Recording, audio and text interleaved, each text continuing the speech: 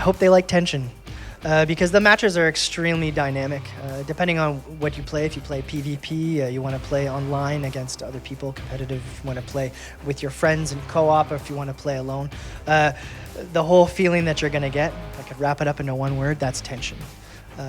Beyond that, you've got tactics. Okay? Everything is very tactical. Because our environments are exclusively indoors, you might start outside, but the idea is to get inside or infiltrate the buildings. Tactics are really, really important. Whether you play alone or whether you play with a team of people, it's extremely important to try and take your time and to really check your corners and watch behind your back, that kind of thing. So Rainbow Six Siege is a little bit different than other shooters in that respect. So we have very close quarters combat. We've got the concept of one shot. So if you take a bullet to the head, you're going down, you're done for the match, right? You have to wait for the next match, which is pretty crazy.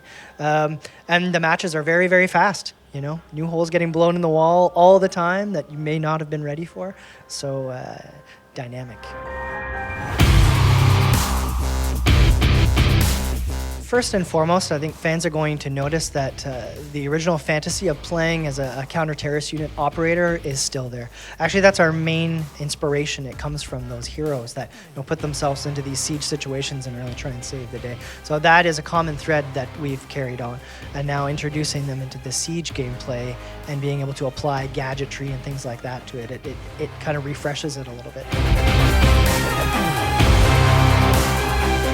Terrorist Hunt has turned into Terror Hunt. It's a little bit different now. Again, it's got a major update because now the enemy eye also has access to the same tools that the player has, depending on which role you're playing. So if you're playing the attacker role, then the enemy eye is going to play the defender role, or vice versa. So if you're playing the defender role, where you're protecting a VIP inside of one of the map, one side of the buildings, then they can repel. They have access to repel now, and they'll be breaking through your barricades and busting in that you put up on windows.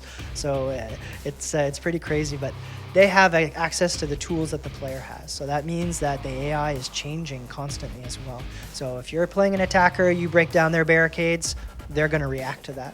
So again, very dynamic, very tense. There are 20 different operators to choose from.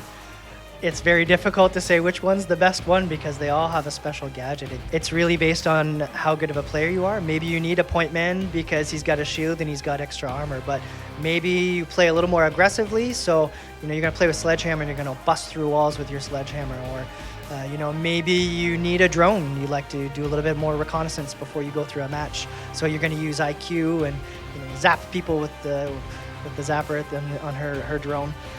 It depends. The game changes completely depending on who you choose.